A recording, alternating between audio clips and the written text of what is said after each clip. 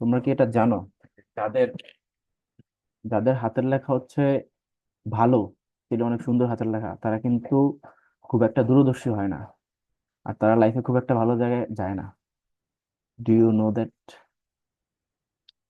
But যাদের হাতের লেখা খারাপ বা হাতের লেখা ভালো না, তারা কিন্তু ব্রেইনের দিক থেকে খুবই শার্প হয়, আর তারা কিন্তু খুবই ভালো জায়গায় যায় ফিউচার লাইফে। সো মানুষের হাতের লেখা দিয়ে জাজ করবে না, ঠিক আছে? এটা স্টাডি বলে, এটা আমার কথা না। বিভিন্ন ধরনের জরিপ হয় না, অ্যানালাইসিস হয় না, ওই অ্যানালাইসিস থেকে আসছে। বুঝছো? ভাইয়া, আমার তো হাতের লেখাও খারাপ, লেখাপড়ার অবস্থাও খারাপ। তাহলে তুমি হচ্ছে কি এক্সেপশন, আর এক্সেপশন ক্যান্ট বি অ্যান আর এক্সাম্পল। ঠিক আছে, একটা বলো, কি বল দিল আবার, কেটেও গেল, থাকতো বলে। এনিওয়ে, তো দেখো, বাঙালি লিটারেচার বা বাংলা লিটারেচারের কথা যদি আমরা বলি, জাহাঙ্গীরনগর ইউনিভার্সিটিতে ওরা সবসময় ট্রাই করে যে লিটারেচার থেকে কিছু কোশ্চেন দেয়। কোন কোন ইউনিটে কেমন পরিমাণে কোশ্চেন দেয়? তো বিষয় হচ্ছে যে, যেটা আমাদের বি ইউনিট, বি ইউনিটে তোমার প্রচুর কোশ্চেন দেয়, প্রায় আমি বলবো যে 4 থেকে 5টা। এই যে 20টা কোশ্চেন তো থাকে, তার মধ্যে 4 থেকে 5টা কোশ্চেনই থাকে হচ্ছে তোমার এই লিটারেচার বেসড। এরপরে সি ইউনিটের কথা যদি বলি,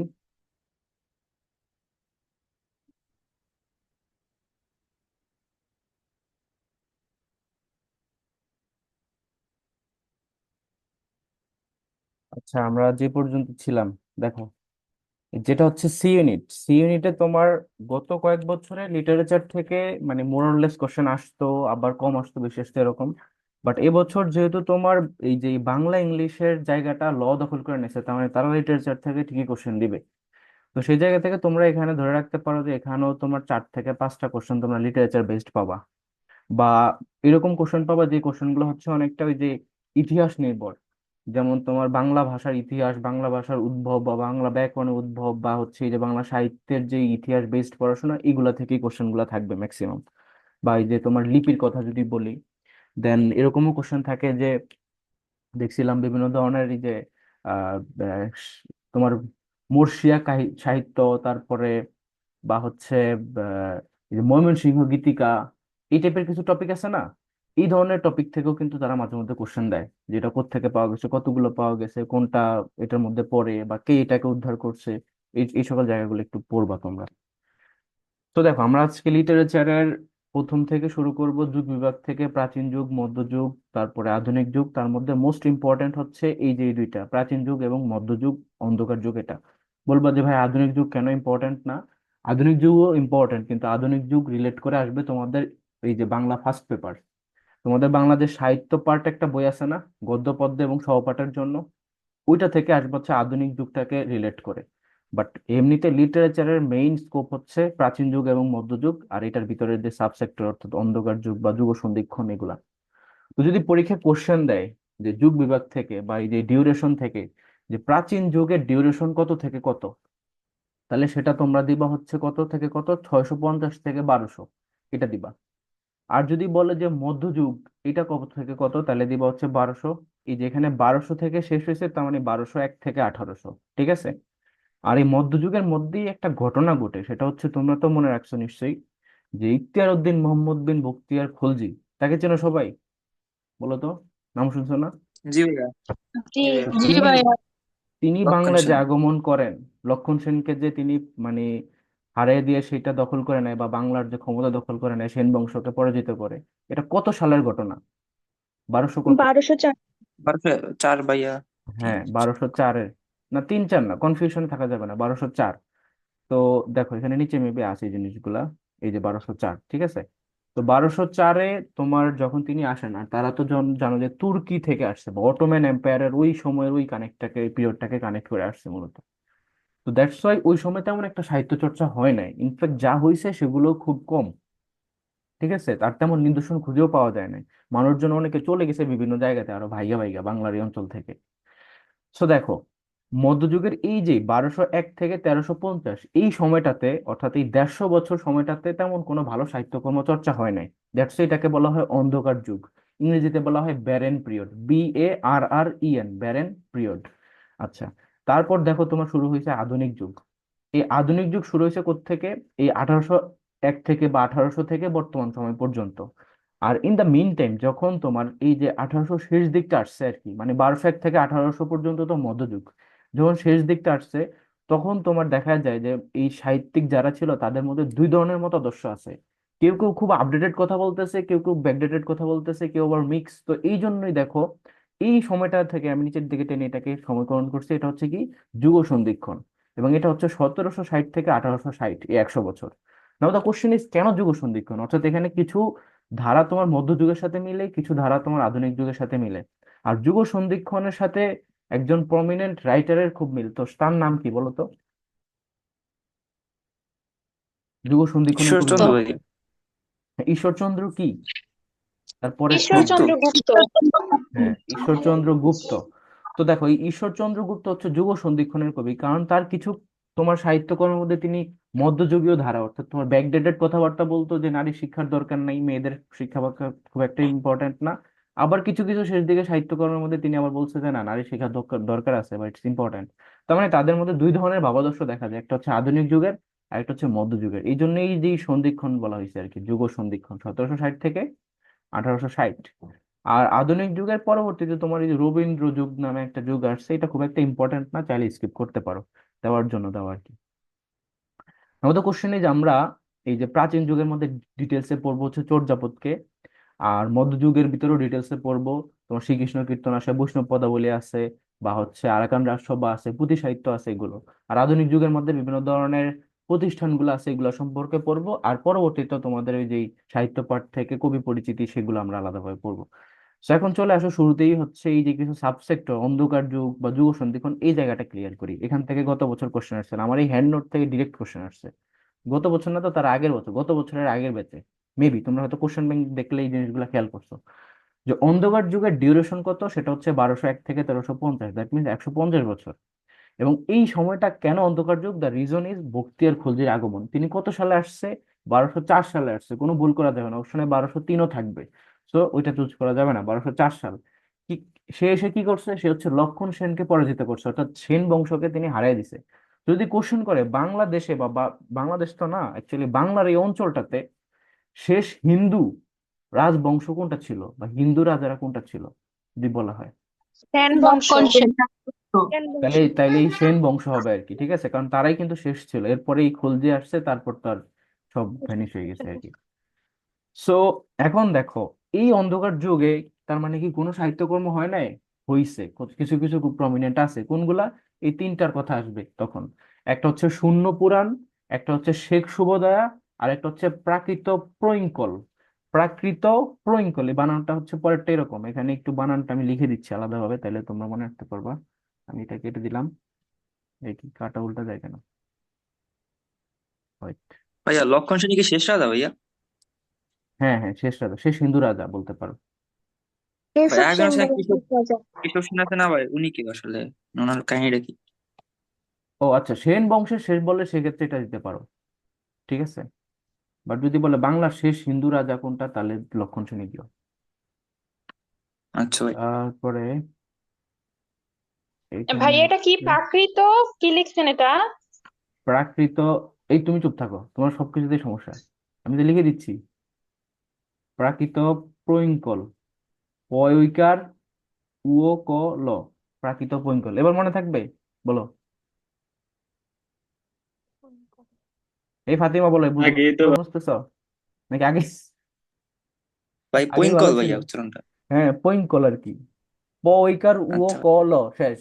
সহজ হিসাব, নিজেরা নোট করে নিবা। ভাইয়া, ওই যে 51টি কাজ পরে গোল দিয়ে এটা কি লিখছেন, লাল মার্ক করা? সবই বলতেছি, সমস্যা নেই, এখানে যা আছে সব ইনফরমেশনই তোমাদেরকে এক্সপ্লেন করব। তোমাদের কাজ হচ্ছে আমি যেহেতু কষ্ট করে নোট করছি, তোমরাও নোট করবা, আর দেখবো কার নোট কত সুন্দর হয়। দিও পারলে ইনবক্সে। তো এখন দেখো এই যে তিনটা, এই তিনটা অন্ধকার যুগের সাহিত্য, আর অন্ধকার যুগের সাহিত্য কর্মগুলোর মধ্যে একই সাথে গদ্য মিক্স ছিল, আবার পদ্য মিক্স ছিল, মানে গদ্য পদ্য দুইটাকে মানে মিক্স করা। তো যেহেতু গদ্য একটা জিনিস, পদ্য আরেকটা জিনিস, ঠিক আছে, প্রোজ আরেকটা কি বলে, পদ্যকে কি বলে? এক গদ্যকে তো প্রোজ বলে, আর পোয়েম বলে, প্রোজ এন্ড পোয়েমস। তো যেহেতু দুইটার মিক্স, এই জন্য এটার আলাদা একটা নাম আছে, সেটা হচ্ছে চম্পু কাব্য। গদ্য পদ্যের মিক্স থাকলে সেটাকে কি বলা হয়? চম্পু কাব্য। এই যে দেখো, নিচে লেখা চম্পু। আছে। এগুলোকে গদ্য পদ্য মিশ্রিত চম্পু কাব্য বলে, এই তিনটাকে। তো তোমাদেরকে মেবি গত বছরের আগের বছর জাহাঙ্গীরনগর ইউনিভার্সিটি বি ইউনিটে যখন ল সেখানে ছিল, তারা কোশ্চেন দিছে যে নিচের কোনটি চম্পু কাব্য। অপশনের ভিতরে 4টা অপশন ছিল, তার মধ্যে একটা উত্তর ছিল যে শূন্য পুরাণ। তো এটা উত্তর হয়েছে। তো কোশ্চেন রিলেট করতে পারতেছো যে কিভাবে আসছে, এই আর কি। জি ভাই। এখন দেখো তোমাদেরকে এখান থেকে এই যে তিনটা কথা বললাম, এগুলা এই দুইটার একটু ডিটেলস গুলো বলি। শূন্য পুরাণের মধ্যে টোটাল কবিতা আছে 51টা। হ্যাঁ, টোটাল কবিতা আছে 51টা। এবং এই শূন্য পুরাণের ভিতরে শূন্য শব্দটা হচ্ছে বৌদ্ধ ধর্ম থেকে আসছে, আর পুরাণ শব্দটা হিন্দু ধর্মের সাথে রিলেটেড। তো দুইটা জিনিস মনে রাখবা, যে শূন্য হচ্ছে বৌদ্ধ ধর্মের সাথে রিলেটেড, পুরাণ হচ্ছে হিন্দু ধর্মের সাথে রিলেটেড। আর রাইটার কে, অ্যাকচুয়ালি শূন্য পুরাণের রাইটার কে, সেটা উত্তর হবে রামাই পণ্ডিত। কি নাম? রামাই পণ্ডিত। তো ডিরেক্টলি কোশ্চেন দিবে যে রামাই পণ্ডিত লিখছে কোনটা, বা শূন্য পুরাণ কে লিখছে, রামাই পণ্ডিত লিখছে। এটা বিসিএস এর হুবহু কোশ্চেন। ওকে, নেক্সট চলে আসো যে শেখ শুভদয়া। আচ্ছা, নিরঞ্জনের উষ্মা হচ্ছে মেবি এটার প্রথম কবিতা বা কিছু একটা। এই যে শূন্য পুরাণের মধ্যে আমরা 51টা কবিতা বলতেছি না, এর মধ্যে নিরঞ্জনের উষ্মা হচ্ছে একটা কবিতা। ঠিক আছে, এটার ভিতরেই। আর শেখ শুভদয়া হচ্ছে লিখছে তোমার হুলাউদ মিশ্র। ঠিক আছে, হুলাউদ মিশ্র। এবং এই যে শেখ শুভদয়া বলতে কি বোঝায়, সেটা হচ্ছে শেখ জালালউদ্দিন তাবরেজি। শেখ জালালউদ্দিন তাবরেজি। এবং এই যে হুলাউদ মিশ্র বা মিত্র, তুমি যাই বলো, অ্যাকচুয়ালি মিশ্রই মেবি, এটা মিত্র না। উনি কি অ্যাকচুয়ালি, উনি হইতেছে গিয়ে লক্ষণ সেনের সভাকবি। কেননা আমরা শেষ সময় দেখছিলাম কি, যে বখতিয়ার খলজি 1204 সালে লক্ষণ সেনকে হাঁটাই দিছে, বা হারাই তাকে সরাই দিছে। আর তার ওই সময়টাতে হুলাউদ মিশ্র ছিল লক্ষণ সেনের সভাকবি। তিনিই কিন্তু শেখ শুভোদয় লিখছে। শেখ শুভোদয় মূলত কাকে মিন করে? শেখ জালালউদ্দিন তাবরেজিকে। আর আরেকটা হচ্ছে তোমার প্রাকৃত প্রইঙ্কল। এটাও তোমার অন্ধকার যুগের একটা চম্পু কাব্য। That's it. এটা সম্পর্কে আর এক্সট্রা ইনফরমেশন নাই। তো এই তিনটা সম্পর্কে এখন তোমাদেরকে কোশ্চেন করলে, বা অন্ধকার যুগ সম্পর্কে কোশ্চেন করলে, পারবা না? বলো। জি ভাই পারবো। এগুলো পারবো। ইম্পর্টেন্ট, এগুলো থেকেই ফ্রিকোয়েন্টলি কোশ্চেন আসে। আই ডোন্ট থিঙ্ক যে এর থেকে ডিপ লেভেলে তারা যাবে কিনা, মনে হয় না। এবার চলে আসো প্রাচীন যুগের ভিতরে। আচ্ছা, যুগ সন্ধিক্ষণ নিয়ে কি বলা আছে কোথাও? মেবি পরে বলা আছে, বাট যদি বলা না থাকে এই জন্য একটু বলে দিই। যুগ সন্ধিক্ষণের থেকে আসতে পারে যে যুগ সন্ধিক্ষণের কবিকে, আর কেন এটাকে যুগ সন্ধিক্ষণ বলা হয়। তো এখানে ওই যে মধ্যযুগীয় ভাবাদর্শ এবং আধুনিক যুগীয় ভাবাদর্শ দুইটার মিশ্রণ। কত বছর? 100 বছর। যুগ সন্ধিক্ষণের কবিকে, তাহলে হবে ঈশ্বরচন্দ্র গুপ্ত। বিদ্যাসাগরটাও কিন্তু অপশনে থাকবে, ওইটাকে সিলেক্ট করা যাবে না। আর ঈশ্বরচন্দ্র গুপ্ত তোমার কোন পত্রিকা সম্পাদনা করেন বলো তো? ভাই প্রভাকর। গুড, সংবাদ প্রভাকর পত্রিকা। ঠিক আছে, তো এতটুকু জানলেই হবে। আর এখন চলে আসি প্রাচীন যুগের মধ্যে। প্রাচীন যুগের মধ্যে সবচেয়ে উৎকৃষ্ট বা প্রমিনেন্ট সাহিত্য হচ্ছে চর্যাপদ। নো ডাউট, এটা একটাই। তো এইটা সম্পর্কে আমাদেরকে এখন ডিপ লেভেলে ডিটেলসে পড়তে হবে। চর্যাপদের কয়েকটা নাম আছে। একটা হচ্ছে চর্যাপদ, চর্যা গীতিকা, চর্যা গীতি, 1000 বছরের পুরানো বাঙ্গালা ভাষার বৈদ্য গান ও দোহা। এখানে কিন্তু বাংলা ভাষা না। যদি আসে চর্যাপদের নাম কোনটি, অপশন যদি এরকম থাকে 1000 বছরের পুরানো বাংলা ভাষার বৈদ্য গান ও দোহা, আর একটা থাকে বাঙ্গালা ভাষার, তাহলে উত্তর হবে বাঙ্গালা। ও গ আকার ল আকার। ঠিক আছে, এই জন্য এটাকে মার্ক করে দিছি। দেন নেক্সট খেয়াল করো, তোমার পদকর্তা বা এটাকে পা বলা হয়। পা মানে হচ্ছে যারা এই পদগুলো লিখছে। চর্যাপদের মধ্যে অনেকগুলো পদ আছে না, কতগুলো পদ আছে? 55টা বা 51টা। মানে দুইজন দুইটা মতবাদ দিছে, একজন বলছে 50টা, আরেকজন বলতেছে 51টা। মানে ডক্টর মোহাম্মদ শহীদুল্লাহ বলছে 50 আর সুকুমার সেন বলছেন 51। এখন বলবো যে ভাই কোনটাকে সিলেক্ট করব। তো যদি অপশনে হাইয়েস্ট বিড পয়েন্ট তোমার 50 থাকে, তাহলে হাইয়েস্ট বিডেই সেল হয়ে যাবে। আর যদি তোমার 51 থাকে, তাহলে এটাতে সেল হবে। কথা বুঝছো আমি যেটা ভাইয়া বলতে 50 চাইছি? 51 থাকলে 51 দিব। 51 দিবা, কারণ এখানে একটা বেশি আছে, আর এটা তাহলে সুকুমার সেনকে রিলেট করে আসছে। বাট যদি অ্যান্সার হিসেবে তারা আচ্ছা। 50ই দিত, তাহলে 51 জীবন অপশনে দিত না। মানে এটা সেন্স মেক করে আর কি, আমার আমার মনে হয়। আচ্ছা, তো আরেকটা জিনিস দোহার খেয়াল পর করবা। দিয়ে হ্যাঁ হ্যাঁ, কি বলছো? ও, দোহার পর দিয়ে কি? এটা হচ্ছে চর্যা চর্য বিনিশ্চয়, এটাও একটা নাম। প্রথমে চর্যা, তারপরে চর্য, তারপরে বিনিশয় চ অন্তস্থ বিনিশ্চয়। ঠিক আছে, চর্যা চর্য বিনিশ্চয়, এগুলো সব নাম আর কি। এটার এক একটা নাম থাকে না, ধরো যে সবার ডাক নাম থাকে। এই তোমাদের ডাক নাম কি বলো? এই মাহি তোমার ডাক নামই তো মনে হয় মাহি। পুরো নাম কি? পুরানো মহিউদ্দিন সজিব। হ্যাঁ, মহিউদ্দিন সজিব, সুন্দর নাম। আচ্ছা, তারপর চলে আসো এইটাতে। যে পদকর্তা তো আমরা পদ সংখ্যা তো দেখলাম যে 51টা দিবা, আর যদি ম্যাক্সিমাম সময় টু বি অনেস্ট 51টা থাকে না, 50টা থাকে। আর যদি তোমার এটা থাকে যে পদকর্তা বা পা কয়জন, তাইলে দেখো সুকুমার সেন কিন্তু একটা বেশি বলছে, এখানেও 24 জন, আর ডক্টর মোহাম্মদ শহীদুল্লাহ 23 জন। মানে ডক্টর মোহাম্মদ শহীদুল্লাহ হচ্ছে 2350, আর সুকুমার হচ্ছে 2451। তো এই হচ্ছে বিষয়। এখন দেখো এর ভিতরে তোমার পদ সংখ্যা বা পদ সংখ্যা যে আমরা বলতেছি 50টা বা 51টা, তার মধ্যে পাওয়া গেছে বা খুঁজে পাওয়া গেছে কতগুলা বলতো? এটা হচ্ছে 46.5টা পাওয়া গেছে, 46.5। শুধু 46 না কিন্তু, 46.5টা পাওয়া গেছে। বলতে পারো যে ভাই সাড়ে আবার কেমনে হইলো, এগুলো কি ওজন করে দেখছে নাকি যে সাড়ে নাকি? অ্যাকচুয়ালি তা না। দেখো এই যে তোমার 24 নম্বর যে পদটা, তারপরে 25 নম্বর যে পদটা এবং 48 নম্বর যে পদটা, এই পদগুলাকে পাওয়াই যায় নাই, এগুলা খুঁজেই পাওয়া যায় নাই। 24, 25 আর 48, এবং 23-এর অর্ধেক পাওয়া গেছে আর বাকি অর্ধেক পাওয়া যায় নাই। দ্যাটস এটাকে অর্ধেক ধরে নিয়েছে, এই জন্য 26.5, 46.5টা পাওয়া গেছে আর কি। ওকে, 46.5টা। আর যদি প্রশ্ন আসে এইভাবে যে নিচের কোনগুলা পাওয়া যায় না বা কোনটি পাওয়া যায় না, তখন এই এর ভিতর থেকে অপশনের উত্তর থাকবে। তো এই যে এই চারটা মুখস্থ করে নেবা: 23.5, 24, 25, 48। 23.5, 24, 25, 48। ঠিক আছে, দ্যাটস ইট। ভাই এগুলো নামগুলো মুখস্থ করা লাগবে?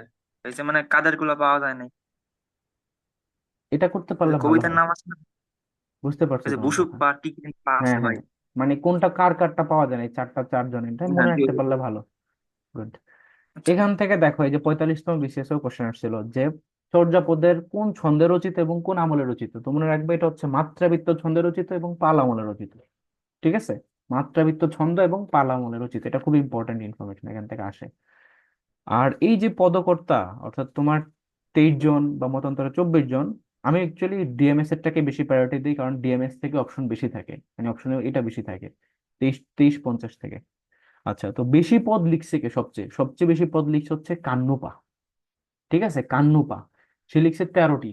আর দেখো আমি এই যে একটা ওটি দিয়ে রাখছি, ওটি মানে কি বলতো? ওটি, what is the full form of ওটি? ম্যাথের ক্ষেত্রে ওটি মানে অপশন টেস্ট, এটা তো জানো, বাট নর্মাল ক্ষেত্রে ওটি মানে কি জানো না? এটা হচ্ছে অস্থির টেকনিক। জানি না ভাই। ঠিক আছে, অস্থির টেকনিক। এখন দেখো বেশি পদ তো, তো বেকা দিয়ে মনে রাখা যায়, বেশিতে বেতে বেশি আর কাতে কান্নুপা, দ্যাটস ইট। বেকা কতগুলা পদ? তার হচ্ছে 13টা টোটাল। এই যে 50টার মধ্যে তারই 13টা। আর যদি বলা হয় চর্যাপদের পদকর্তাদের মধ্যে আদি কবিকে, তাহলে উত্তর হচ্ছে লুইপা। মনে রাখবা কিভাবে? আলু দিয়ে, আতে আদি, লুতে লুইপা। তার পদ কয়টা? 2টা জাস্ট। আর যদি কোশ্চেন আসে যে এই যেই পদকর্তা যারা আছেন তাদের মধ্যে মহিলাকে, মহিলা হচ্ছে কুক্কুরিপা। নামটা সুন্দর না? তো তিনি অ্যাকচুয়ালি মহিলা, আর বাকি সবগুলোই পুরুষ। আর নিজেকে তোমার বাঙালি হিসেবে পরিচয় দিছে কে? সেটা হচ্ছে ভুসুকুপা। তার পদ হচ্ছে তোমার 8টা, তিনি মেবি দ্বিতীয় সর্বোচ্চ। সবচেয়ে বেশি কে? কান্নুপা 13টা, আর দ্বিতীয় হচ্ছে তোমার ভুসুকুপা, তিনি নিজেকে বাঙালি হিসেবে পরিচয় দিয়েছেন। তার একটা কবিতার মধ্যে বা একটা পদের মধ্যে এমন একটা কিছু বোঝা যাচ্ছে যে তিনি বাঙালি, বা নিজেকে তিনি বাঙালি হিসেবে পরিচয় দিচ্ছেন এরকম। ওকে, তারপর দেখো যে চর্যাপদের যে টিকা ব্যাখ্যাকারক, তার নাম কি? টিকা ব্যাখ্যাকারক, তার নাম হচ্ছে মুনিদত্ত। এটাও বিসিএস এর কোশ্চেন হুবহু আসে পরীক্ষায়। তো এখান থেকে এই কয়েকটা ইনফরমেশন ইম্পর্ট্যান্ট। এছাড়াও কিছু এক্সট্রা ইনফরমেশন সামনে আমরা পাবো, ওইটা ওইখান থেকে পড়বো। তো এই জায়গাটা কি তোমাদের ক্লিয়ার? বলো। আমি আরেকবার একটু রিভিউ হ্যাঁ করে দিই, লিটারেচার তো কনফিউজিং জায়গা। ধরো প্রাচীন যুগের মধ্যে সবচেয়ে প্রমিনেন্ট নিদর্শন বললে চর্যাপদ, এবং এইটার যে নামটা সেটা হচ্ছে 1000 বছরের পুরানো বাঙ্গালা ভাষার বৈদ্য গান ও দোহা। এবং তোমার এই যে তারা যে বৈদ্য সহজিয়া, এই কথাটা মনে রাখো, বৈদ্য সহজিয়া যারা বা ধর্ম চর্চা করতো তাদের সময়টাতে নিয়ে এটা, বা তাদেরকে রিলেট করে এটা। আর এটার মধ্যে পদকর্তা বললে হচ্ছে 23 জন, আর পদ সংখ্যা বললে হচ্ছে 50 জন। পাওয়া গেছে কয়টি? 46.5টি। পাওয়া যায়নি কোনগুলা? 23.5, 24, 25, 48। এবং ছন্দ হচ্ছে মাত্রাবৃত্ত, আমল হচ্ছে পাল আমল। বেশি পদ হচ্ছে কান্নুপার, বেকা দিয়ে মনে রাখা যায় 13টি। দ্বিতীয় সর্বোচ্চ হচ্ছে বসুকুপার, তার হচ্ছে 8টি, তিনি নিজেকে বাঙালি হিসেবে পরিচয় দিয়েছেন।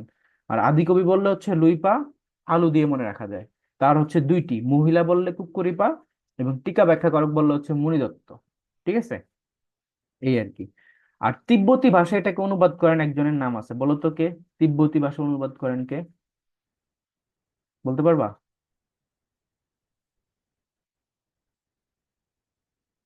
বলো, তিব্বতী ভাষা এটাকে অনুবাদ করেন কে? কেউ প্রবোধ নাই যে। চন্দ্র বাগচি নাকি ভাই? হ্যাঁ, প্রবোধ কুমার বন্দ্যোপাধ্যায় এরকম কিছু একটা হবে। কুমার না চন্দ্র? প্রমোদ কুমার বন্দ্যোপাধ্যায় হওয়ার কথা, প্রমোদ কুমারের সাথে চন্দ্র মিলে না, এরকম নাম কে রাখবে? আচ্ছা, এবার চলে আসো যে এই যে আমরা বলতেছি চর্যাপদের মধ্যে কিছু মানে পদ ও সংখ্যা ছিল বা পদকর্তা ছিল, ঠিক তেমনি এই যে চর্যাপদের মধ্যে 6টা প্রবাদ ছিল। তো ডিরেক্ট কোশ্চেন আসে যে কয়টা কতগুলা প্রবাদ ছিল? 6টা প্রবাদ ছিল। এর মধ্যে আমরা 3টা এখানে লিখছি, তো যদি সম্ভব হয় তোমাদের 6টা প্রবাদ একটু গুগল থেকে সার্চ করে পড়ে নিও। এই লেখাগুলো তোমাদের মুখস্থ হবে না, বাট দেখে নিবা, আসতে পারে যে নিচের কোনটি তোমার এই চর্যাপদের ভিতরে প্রবাদ। তো 6টার মধ্যে দেখো 3টা কি কি। এই যে আপনা মাংসে হরিণা বৈরী, তো বৈরী শব্দের অর্থ কি? শত্রু। তারপরে হাতের কাঙ্কন বা কঙ্কন না নয় দেখেন, তো কঙ্কন মানে হচ্ছে চুড়ি। হাঁড়িতে ভাত নেই তিনি আবেশী, মানে দেখো তার বাসায় চাল নাই ডাল নাই, খাবার পাইতেছে না, আবার অতিথি আসতেছে, এই জন্য বলতেছে হাঁড়িতে ভাত নেই তিনি আবেশী। আবেশী মানে হচ্ছে অতিথি। সো এই যেই তাস্কিন, তুমি হচ্ছে স্ক্রিনে কি যেন মার্ক করতেছো, এটা করা যাবে না। দেখো, এই যে তোমার বলা হলো যে প্রবাদ 6টা, তার মধ্যে এই 3টা একটু মনে রাখবা। এর ভিতরে বৈরী অর্থ শত্রু, কঙ্কন অর্থ চুরি, আবেশ অর্থ অতিথি, দ্যাটস ইট। এবার চলে আসো যে আবিষ্কার এবং প্রকাশ, এটাকে আবিষ্কার কোত্থেকে করছে, প্রকাশ কে করছে, এই জিনিসগুলা। সো এইখানে আমরা কিছু জিনিস দেখব যেগুলো একটু ইম্পর্টেন্ট, এখান থেকে কোশ্চেন আসতে পারে। যেমন তোমার চর্যাপদ আবিষ্কৃত হয়েছে কত সালে? 1907 সালে। এবং এটা আবিষ্কারক কে? তাহলে উত্তর হবে হরপ্রসাদ শাস্ত্রী। তিনি কে ছিলেন? তিনি হচ্ছে তখনকার সময় ঢাকা বিশ্ববিদ্যালয়ে বাংলা বিভাগের প্রতিষ্ঠাতা চেয়ারম্যান। ঠিক আছে, বাংলা বিভাগের প্রতিষ্ঠাতা চেয়ারম্যান, বা হচ্ছে ধরো ফাউন্ডিং চেয়ারম্যান বলা যায়। এবং এই যে আবিষ্কারটা তিনি করছেন, এটা কোত্থেকে আবিষ্কার করছেন? এটা করছেন হচ্ছে নেপালের রয়্যাল লাইব্রেরি থেকে, বা নেপালের রাজ দরবার, বা এরকম অপশন থাকে, তো নেপাল থাকলে সেটা উত্তর দিবা আর কি। ঠিক আছে, এই আর কি। আচ্ছা, এখন সালটা মনে রাখবা, 1907 সাল। ওকে। আর এমনিতে চর্যাপদের যদি ভাষা বলা হয় কি ভাষা, তাহলে হচ্ছে সান্ধ্য ভাষা। ছয়াকার সা, নয় দ, নয় ধ, জফালা, এরকম সান্ধ্য ভাষা। পার্টিকুলার লাগবে না।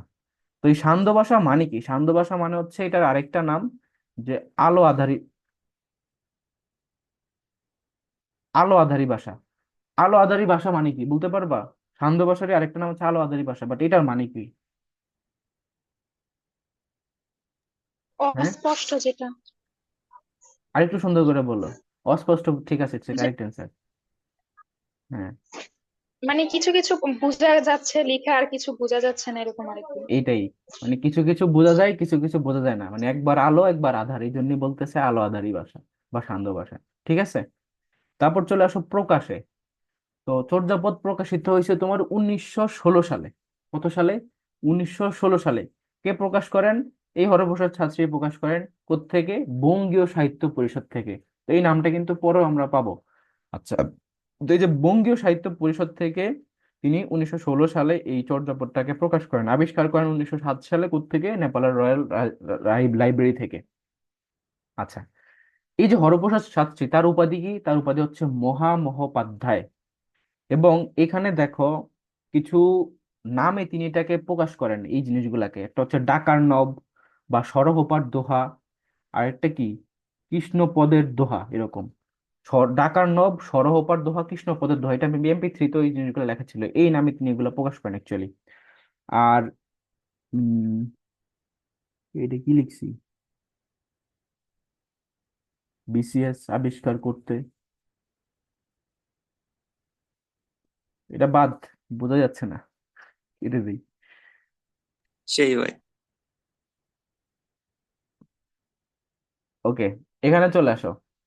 এই যে আমরা বললাম না যে পদকর্তা সম্পর্কে বা ওইখানে যে ইনফরমেশন ছিল সেগুলো সম্পর্কে আরো কিছু ইনফরমেশন এখানে অ্যাড হবে।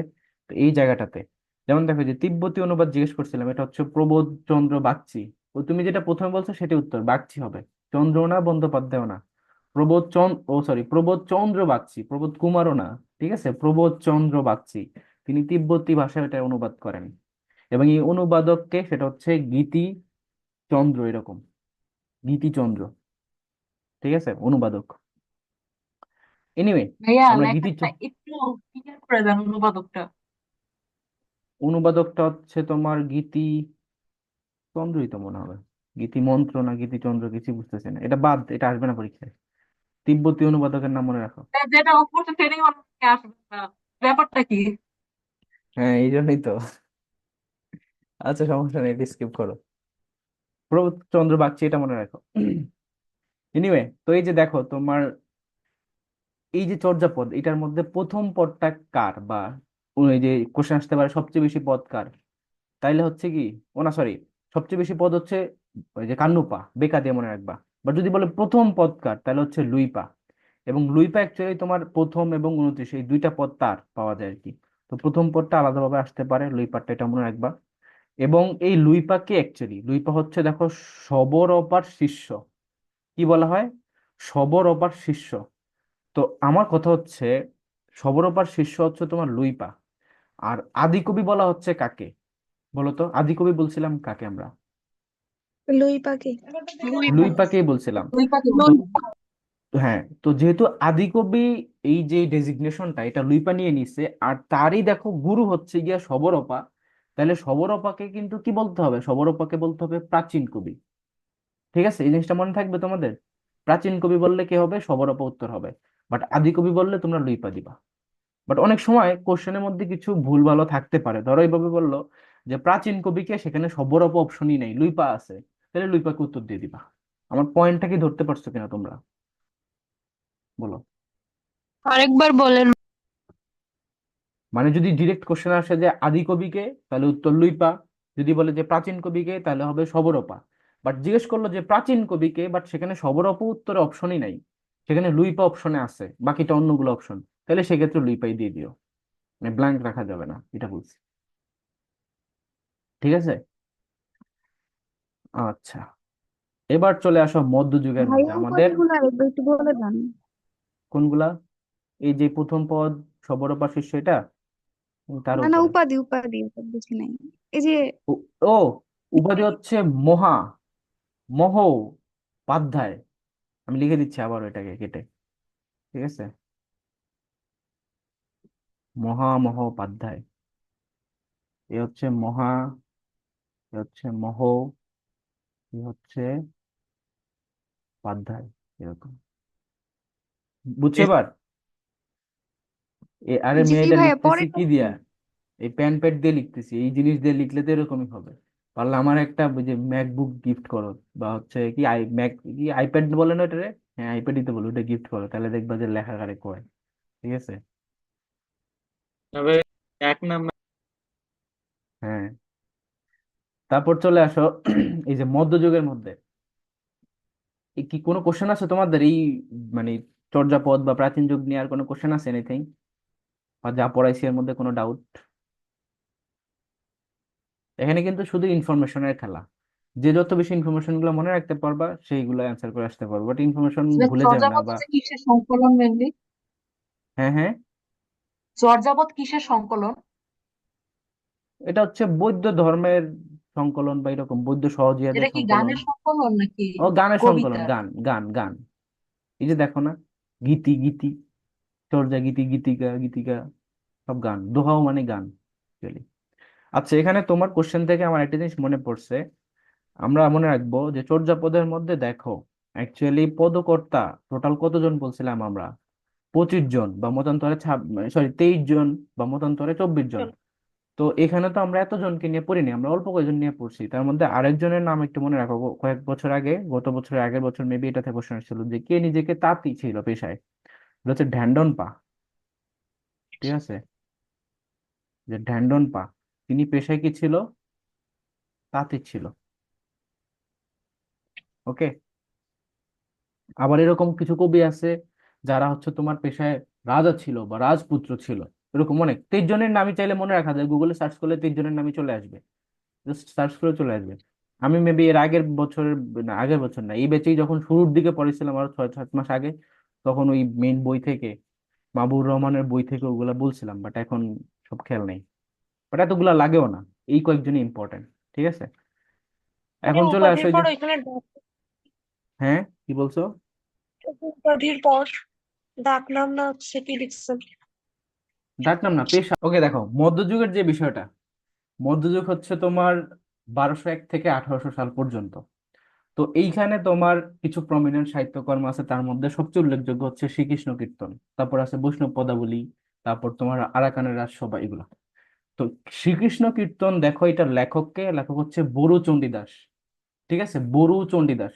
তো শুধু চণ্ডীদাস না, কিন্তু বড়ু কথাটা থাকতে হবে। চণ্ডীদাস একজন, বড়ু চণ্ডীদাস মেবি আরেকজন, দুইজনের মধ্যে তোমার কনফ্লিক্ট হয় অনেক সময়। তো শ্রীকৃষ্ণ কীর্তনের লেখককে বড়ু চণ্ডীদাস। তার ডাকনাম হচ্ছে অনন্ত বড়ুয়া। ঠিক আছে, তার ডাকনাম কি? তার ডাকনাম হচ্ছে অনন্ত বড়ুয়া। এবং এই শ্রীকৃষ্ণ কীর্তন এটা কি? এটা হচ্ছে একটা নাট্যগীতি। এটা হচ্ছে নাট্যগীতি বা নাটকের গান, এরকম বলতে পারো, নাট্যগীতি। এইটা আবিষ্কার হয়েছে তোমার 1909 সালে। উপাধির পর কি লেখা? উপাধি কোথায়? এখানে তো উপাধি নাই। চর্যাপদের ওইখানে হচ্ছে মহামহোপাধ্যায় হরপ্রসাদ শাস্ত্রী। তারপর হচ্ছে ওইখানে যে উপাধি ছিল, উপাধির ওখানে কি লেখা ছিল? এই যে মানে মহামহোপাধ্যায়, ডাক নাম। আর এই যে ডাক নিচে নাম। নিচে হ্যাঁ, হ্যাঁ, হ্যাঁ। এগুলো হচ্ছে কি এইগুলো। কি নামে তিনি এটাকে প্রকাশ করেন? এই যে ডাকার্ণব, সরহপাদের দোহা, ঠিক আছে, কৃষ্ণপদের দোহা, এগুলা এটাকে যে প্রকাশ করেন না বঙ্গীয় সাহিত্য পরিষদ থেকে, এরকম। হ্যাঁ। আচ্ছা, এখন দেখো এই যে আবিষ্কারটা, এই আবিষ্কারটা হচ্ছে 1909 সালে। তো আমাকে বলো, ওইটা কত সালে ছিল? 1900 কত ছিল আবিষ্কার? 1907 সালে। হ্যাঁ, ছিল। চর্যাপদ ছিল 1907 সালে, আর তার 2 বছর পর অর্থাৎ 1909 সালে হচ্ছে শ্রীকৃষ্ণ কীর্তন। এবং এই শ্রীকৃষ্ণ কীর্তন আবিষ্কার করছে কোত্থেকে? দেখো, এটা এটা পড়ার ভিতরে একটা মজার জিনিস আছে, দেখো। এটা হচ্ছে বাঁকুড়া জেলার কাকিল্লা গ্রামে দেবেন্দ্রনাথ মুখোপাধ্যায়ের গোয়ালঘর থেকে এটাকে উদ্ধার করে। গোয়ালঘর মানে কি? যেখানে তোমার গরুদের পালন করা হয়, গরু ছাগল পালন করা হয়, সেইখান থেকে এই সাহিত্যকর্ম খুঁজে পাওয়া গেছে। তো আমার প্রশ্ন হচ্ছে, এই সাহিত্যকর্ম কেন গোয়াল করে গেল বা কেমনে গেল? এটা তো কোনো মিনিং পাইলাম না আমি। যাই হোক, হয়তো ভাবছে যে এটা কোনো একটা ময়লা আবর্জনা, কেউ গুরুত্ব দেয় না, সেই হিসাবে ফালায় রাখছে। That's why. তো দেখো, বাঁকুড়া জেলার কাকিল্লা গ্রাম দেবেন্দ্রনাথ মুখোপাধ্যায়ের গোয়ালঘর থেকে এটাকে তোমার আবিষ্কার করা হয়। এবং এই যে বসন্ত রঞ্জন রায় বিদ্যুদল্লভ, এই জিনিসটা কি বলতে পারবা? এটা বিদ্যুদল্লভ হচ্ছে তার মেবি উপাধি। বসন্ত রঞ্জন রায় এটা কি? এটা হচ্ছে আবিষ্কারক। যদি বলা হয় যে তোমার এটা আবিষ্কার করছে কে, সেটা হচ্ছে বসন্ত রঞ্জন রায়, এবং তার ডাকনাম হচ্ছে বা তার উপাধি হচ্ছে বিদ্যুদল্লভ। ডাকনাম বা উপাধি একটা বললে হবে, বিদ্যুদল্লভ। তো ওইখানে ওটা ছিল হরপ্রসাদ শাস্ত্রী, তার উপাধি ছিল মহামহোপাধ্যায়, আর এখানে এটা হচ্ছে বিদ্যুদল্লভ। আচ্ছা, ব দয়ব দয়ব ল ভ, বিদ্যুদল্লভ। ঠিক আছে, এবং এইটাও কিন্তু প্রকাশ দেখো একই সাল, কিন্তু আবিষ্কার হয়েছে 1909 সালে, মানে 2 বছর পরে, কিন্তু প্রকাশ হয়েছে একই সাথে। দেখো, 1916 সালে বসন্ত রঞ্জন রায়, এই যে বঙ্গীয় সাহিত্য পরিষদ থেকে। তো দুইটাকে রিলেট করে মনে রাখো, জাস্ট চেঞ্জটা কোথায়? চেঞ্জ আসছে হচ্ছে ওখানে হরপ্রসাদ শাস্ত্রী 1907, আর এখানে বসন্ত রঞ্জন রায় 1909, বাদ বাকি সেম। ঠিক আছে, এবং এটার কয়েকটা খণ্ড ছিল, এটার টোটাল 13টা খণ্ড ছিল। কয়টা? 13টা খণ্ড ছিল। আচ্ছা, এই জিনিসগুলো একটু আমি এত হিজিবিজি না করে কমাই দিই মার্কিংটা। যেভাবে আমি মার্ক করতেছি এইভাবেই সেভ করে তোমাদেরকে আবার এটা আমি প্রোভাইড করব। ইংলিশের যেমন প্রোভাইড করছি, সুন্দর করে কিউট কুট করে দাগাইছি না? ইংলিশেরটা তা ওটা তো প্রবলেম হয় না ওই রকম। দেখো, এই যেই তোমার শ্রীকৃষ্ণ কীর্তন, এটার মধ্যে কয়েকটা চরিত্র আছে। একটা হচ্ছে তোমার রাধা ভার্সেস কৃষ্ণ ভার্সেস বড়াই। তা কেন তিনজন আসছে? কারণ একটা প্রেম সংগঠিত হওয়ার জন্য তিনজন মানুষ লাগে। দুইজন তো মাস্ট। দুইজন কে কে বলো তো? রাধা আর কৃষ্ণ। আরে সেটা বলি নাই, প্রেমের জন্য বলছি। তাহলে সেটা হচ্ছে প্রেমিক আর হচ্ছে প্রেমিকা, এই দুজন তো মাস্ট। আর আরেকজন থাকা লাগে হচ্ছে যে প্রেমিকের বন্ধু, যে কিনা ধরো হেল্প করবে, চিঠি আদান প্রদান টাদান এইগুলোর জন্য। তো এখানে প্রেমিক হচ্ছে কৃষ্ণ, প্রেমিকা হচ্ছে রাধা, আর বড়াই হচ্ছে গিয়া প্রেমদূত, বা এই যে তাদের চিঠি আদান প্রদান করতো, এটা হচ্ছে তাদের প্রেমদূত বড়াই। ওকে, আমি এটা একটু লিখে দিই, এটা আসে পরীক্ষায়। প্রেমদূত, প্রেমদূত। লেখক কি নিজের নামে দিয়ে দিয়েছে এখানে ভাই? হ্যাঁ হ্যাঁ, বুঝি নাই। যে ভাই লেখক আছে না ভাই, অনন্ত বড়ুয়া ভাই, অনন্ত অনন্ত বড়াই বলে, তো উনি কি নিজের নামে দিয়েছে এখানে? অনন্ত বড়াই বল? ও, ও না, এই যে এখানে বড়াই, না না না, এটা নিজের নাম দেয় নাই, ওটা তো বড়ুয়া আর বড়াই। দুটো ডিফারেন্ট জিনিস, হ্যাঁ আলাদা। এটা এটার সাথে রিলেট করার কথা না। I don't think so. এগুলো তো ঘটনা, চরিত্র তখন ওই পৌরাণিক ঘটনা, তিনি এটাকে জাস্ট লিখছে অনেক পরে। এই ঘটনা তো অনেক আগের। এটা কি 1900 সালের ঘটনা নাকি যে রাধা কৃষ্ণ বলে? এটা তো অনেক আগের। ঈশ্বর দেব দেবী এরা ছিল আর কি এক সময়। তো দেখো না ভাই, যে আমার, এত কি তাই বললাম ভাই। না নামের হয়তো ওইরকম আচ্ছা, এখন কৃষ্ণ নাম কি আছে না এখন বর্তমানে অনেকের? অবশ্যই আছে। তাই বলে কি আগের কৃষ্ণ আর এই কৃষ্ণ একই? এখানে দেখো এই যে চরিত্রগুলোর কথা বললাম, রাধা, রাধা হচ্ছে তোমার ষষ্ঠী বা জীবাত্মা, কৃষ্ণ হচ্ছে পরমাত্মা বা স্রষ্টা। এবং রাধার পিতা হচ্ছে সাগর, রাধার মাতা হচ্ছে পদ্মা, স্বামী হচ্ছে আইহন ঘোষ। বলবো যে ভাই কি আসতে পারে? আসতে পারে হচ্ছে এইটা, বাকিগুলো আসবে না। আর তোমার এমনিতে এটা মনে রাখবা যে কৃষ্ণ হচ্ছে পরমাত্মা আর রাধা হচ্ছে জীবাত্মা, দ্যাটস ইট, স্রষ্টা আর ষষ্ঠী। আর এমনিতে দেখো তোমার এখানে যে অবতার, রাধা হচ্ছে তোমার লক্ষ্মী দেবীর অবতার, এটা ইম্পর্টেন্ট। আর কৃষ্ণ হচ্ছে গিয়া তোমার বিষ্ণু দেবতা, এটা ইম্পর্টেন্ট। That's it. তো আমার কথা হচ্ছে রাধার তো হাজবেন্ডই আছে, তাইলে আবার কৃষ্ণের সাথে প্রেম করতে গেল কেন? আবার এগুলাই নাকি তখনকার যুগে সাহিত্য চর্চা, মানে এগুলাকে তারা খুব মানে হাইলাইট করতেছে। এটা কিছু হইলো? তার স্বামী হচ্ছে আইহন ঘোষ, কৃষ্ণের সাথে তার প্রেম নিয়ে হচ্ছে গিয়ে শ্রীকৃষ্ণ কীর্তন। এটা তো মিললো না জিনিসটা। যাই হোক, এটা তাদের ব্যাপার। আর বরে হচ্ছে গিয়ে তাদের মধ্যে দূত হিসেবে কাজ করে, প্রেম দূত হিসেবে। That's it. এবার চলে আসো তোমার, আচ্ছা এখানে তো এটা নিয়ে কোনো ডাউট নেই, শ্রীকৃষ্ণ কীর্তন সম্পর্কে আসলে এতটুকুই আসবে। তো মোটামুটি কি বুঝছো তোমরা ঘটনাটা কি? বলো। আচ্ছা, আমরা এই পর্যন্তই রাখি, দেন নেক্সট আগাই, কেননা নাহলে শেষ করতে পারবো না। দেখো এই শীটটা কিন্তু অনেক বড়। নেক্সট আসে, দেখো বৈষ্ণব সাহিত্য। বৈষ্ণব সাহিত্যের মধ্যে তোমার আসলে আসে যে নিচের কোনটি এই যে শ্রী চৈতন্য দেব বা সেই বৈষ্ণব সাহিত্যের মধ্যে পড়ে? তো ধরো তখন শ্রী শ্রী চৈতন্য ভাগবত, চৈতন্য চরিত্রামৃত, গীত গোবিন্দ, এরকম একটা অপশন উত্তর থাকবে। অথবা আসতে পারে যে নিচের কোনটি নয়, তখন তোমার এই তিনটে অপশনে থাকবে, বাকি আরেকটা অন্য জায়গা থেকে থাকবে। অথবা তোমার এগুলার যে রাইটার সেগুলা থেকে আসতে পারে। বাট বেশি ইম্পর্টেন্ট হচ্ছে যে এইটাই, যে এগুলা লিখছে কে। যেমন শ্রী চৈতন্য ভাগবত কে লিখছে, গীত গোবিন্দ কে লিখছে, চৈতন্য চরিত্রামৃত কে লিখছে, এগুলা। আর এই যে বৈষ্ণব সাহিত্যগুলো, এগুলো মূলত এই শ্রী চৈতন্য দেবকে নিয়েই লেখা, মানে তাকে কেন্দ্র করেই লেখা। এই জন্যই দেখো এই জিনিসটা লেখা আছে এখানে যে শ্রী চৈতন্য দেব। তো একটা হচ্ছে শ্রী চৈতন্য ভাগবত, এটা লিখছে বৃন্দাবন দাস। মনে রাখার টেকনিক হচ্ছে ভাগবত বৃন্দাবন, ভাব দেখো, ব মিল আছে। এই জন্য দেখো এটা হচ্ছে মার্ক করে দিছি আমি আলাদাভাবে। ঠিক আছে? এই যে জায়গাটা নিচে নিচে দেখো দুইটা লাইন দেওয়া। আবার দেখো চৈতন্য চরিতামৃত, এখানে মৃ, এখানে ক্রি, এই ক্রি মৃ এভাবে মনে রাখবা। ঠিক আছে? ময়রিকার কয়রিকার। চরিতামৃত বললে হচ্ছে কৃষ্ণদাস কবিরাজ। আর গীত গোবিন্দ জয়দেব। তো গ লিখতে জ হয় না, কারণ জ সমান এরকম লিখি না আমরা, জ। তো জয়ের মধ্যেই দেখো গ, এই যে গ, জ আর গ, গীত গোবিন্দ জয়দেব। তো এই তিনটা কি মনে রাখতে পারবা না যে কে কোনটা লিখছে? বলো, শুনি নাই, বলো কেউ একজন যে বুঝছো কিনা, ভাইয়া মনে রাখা শ্রী যাবে জিনিস। চৈতন্য দেব এটা তো বৈষ্ণব সাহিত্য লিখছেন তাই না? হ্যাঁ, এই যে ওনাকে নিয়ে বৈষ্ণব সাহিত্যগুলো লিখা। আর কি কি সাহিত্য আছে তোমার? চৈতন্য ভাগবত, চৈতন্য চরিতামৃত, গীত গোবিন্দ। ভাগবত মনে রাখবা বৃন্দাবন দাস, মৃ কৃ কৃষ্ণদাস কবিরাজ, গীত জয়দেব। That's it. এরা হচ্ছে রাইটার, এগুলো হচ্ছে ধরো সাহিত্য। আর এটা হচ্ছে তোমার কবি, এরকম। এবার চলে আসো মঙ্গল কাব্যের মধ্যে। মঙ্গল কাব্যের মধ্যে তোমার এখানে মূলত প্রাধান্যতা পাইছে হচ্ছে দেবী প্রাধান্য, মানে দেবীদেরকে প্রাধান্য দেওয়া হয়েছে। দেবী মানে কি? নারী আরাধনা।